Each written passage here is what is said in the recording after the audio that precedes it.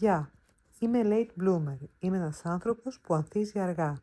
Δεν ξύπνησα τώρα, απλά η δική μου διαδρομή είχε άλλες τάσεις, άλλες δυσκολίες και άλλα μαθήματα. Είμαι 50 ετών και για πολλά χρόνια η ζωή μου δεν πήγαινε by the book. Δεν θα μπω σε λεπτομέρειες, αλλά μπορώ να σου πω αυτό. Δεν ακολούθησα τη γραμμή σχολείο, σπουδές, καριέρα όπως θα ήθελα, δούλεψα δουλειές που δεν με γέμιζαν, πάλεψα με ντροπή για το πού βρίσκομαι οικονομικά και επαγγελματικά σε σχέση με συνομήλικούς μου. Και παράλληλα, πάντα είχα μέσα μου μία φωνή που έλεγε «Δεν γίνεται, δεν μπορεί να είναι αυτό όλο, θέλω μία δεύτερη ευκαιρία, έστω και αν άργησα». Γεια σου και καλώς ήρθες στο κανάλι. Αν με ξέρεις από το παρελθόν, ξέρεις ότι τα βίντεό μου είναι συνήθως για τα social media, για το πώς μπορείς να μεγαλώσεις την επιχείρησή σου.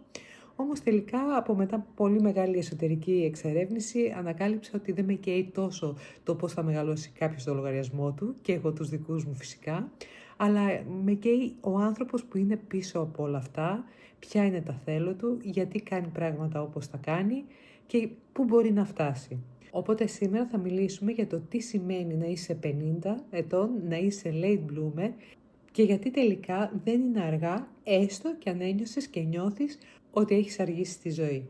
Δεν είναι ο άνθρωπος που στα 20 είχε πτυχίο, καριέρα, στη συνέχεια οικογένεια και φυσικά τσεκαρισμένα κουτάκια, ότι τα έκανα όλα με τη σειρά και τα έκανα όπως πρέπει. Είναι αυτός ο άνθρωπος ο οποίος στη ζωή του για διάφορους λόγους πήγε αλλιώς.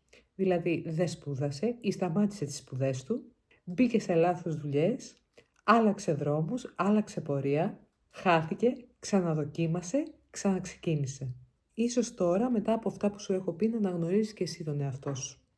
Βλέπεις τους άλλους ότι είχαν μια σταθερή πορεία, ενώ εσύ ξεκινούσες, σταματούσες, επαναξεκινούσες, χανόσουνα και γενικά έκανες γύρους. Να ξεκαθαρίσουμε τι δεν είσαι όταν είσαι late bloomer.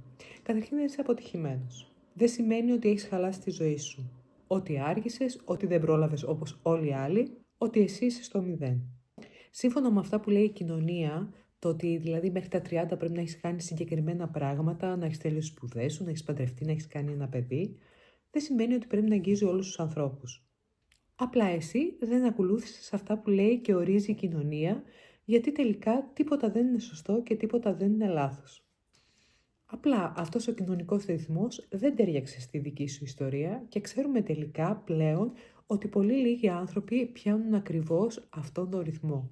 Γιατί δεν έχει φτιαχτεί με την πραγματικότητα του κάθε ανθρώπου, αλλά είναι ένας γενικός ρυθμός που κάποιοι όρισαν και είπαν ότι έτσι θα πρέπει να είναι τα πράγματα. Όπως σου είπα στην εισαγωγή του βίντεο, ακριβώς και εγώ είμαι 50, νιώθω late bloomer. Ένας λόγος που ξεκίνησα το κανάλι δεν ήμουν 50, ήταν 7 χρόνια πριν, ήμουν 43, ήταν και αυτός. Πάντα πίστευα ότι μπορούμε να κάνουμε περισσότερα πράγματα στη ζωή από όσα έχουμε κάνει και γι' αυτό πάντα προσπαθώ και ανακαλύπτω πράγματα και μιλάω για πράγματα που μου αρέσουν ή κάνω έρευνα για πράγματα που μου αρέσουν και μετά στα μεταδίδω, όχι γιατί θέλω να το παίξω ειδήμονας ή γιατί είμαι ο γκουρού, απλά γιατί μου αρέσει και θέλω να βρω το λίγο παρακάτω, το λίγο περισσότερο. Τώρα θα σου πω τι είναι για μένα να είσαι late bloomer. Σημαίνει ότι έστω κι αν είμαι 40, 50, 55, επιτρέπω στον εαυτό μου να ξεκινήσει πράγματα που θα έπρεπε να έχει κάνει στα 20, στα 25, στα 30. Σημαίνει επίσης ότι σταματάω τη σύγκριση. Σταματάω να κάνω σύγκριση με συνομήλικούς μου, ποιος έχει σπίτι, ποιος έχει παιδιά, ποιος έχει καριέρα, ποιος έχει πιο πολλά λεφτά από μένα, ποιος τα καταφέρει καλύτερα, ποιος σπούδασε, ποιος δεν σπούδασε. Δεν το κάνω αυτό. Επίσης, για μένα είναι να ζεις μια ζωή με αξιοπρέπεια, να είσαι σε μια δουλειά που αντέχεις, μια καθημερινότητα που δεν σε διαλύει και σε σχέση με ανθρώπους που είναι πραγματικά αληθινές. Καμιά φορά late bloomer είναι ότι παραδέχεσαι μέσα σου, αν και φοβάσαι να το παραδεχτείς, αλλά μέσα σου το πιστεύεις και το ξέρεις, ότι ναι, έχεις μείνει λίγο πίσω, αλλά παρόλα αυτά κάνεις την προσπάθειά σου, ξεκινάς ένα YouTube κανάλι, πας να πάρεις μαθήματα για κάτι που σε ενδιαφέρει να το αναπτύξεις, να το καλλιεργήσεις και γενικά κάνεις την προσπάθειά σου τελικά να μην μείνεις πίσω. Όταν είσαι 50 δεν είσαι παιδί. Το ξέρεις και το ξέρω πάρα πολύ καλά. Αλλά αυτό που πρέπει να καταλάβουμε και οι δύο είναι ότι δεν είναι αργά. Γιατί δεν είναι αργά να ξεκινήσεις να κάνεις πράγματα? Γιατί καταρχήν έχεις την εμπειρία. Ξέρεις καλύτερα από τον καθένα τι θέλεις και τι δεν θέλεις. Ποιες είναι οι κόκκινες σημαίες στη δουλειά, στις σχέσεις, στους ανθρώπους. τι σε διαλύει και τι σε κάνει να αισθάνεσαι ζωντανός. Αυτή η γνώση φυσικά στα 20 δεν υπήρχε. Επίσης έχεις περάσει πράγματα. Αν γυρίσεις πίσω και δεις τη ζωή σου, ξέρεις πόσες δυσκολίες έχεις περάσει. Ο καθένας το ξέρει για τον εαυτό του, άλλες μεγάλες, άλλες μικρές.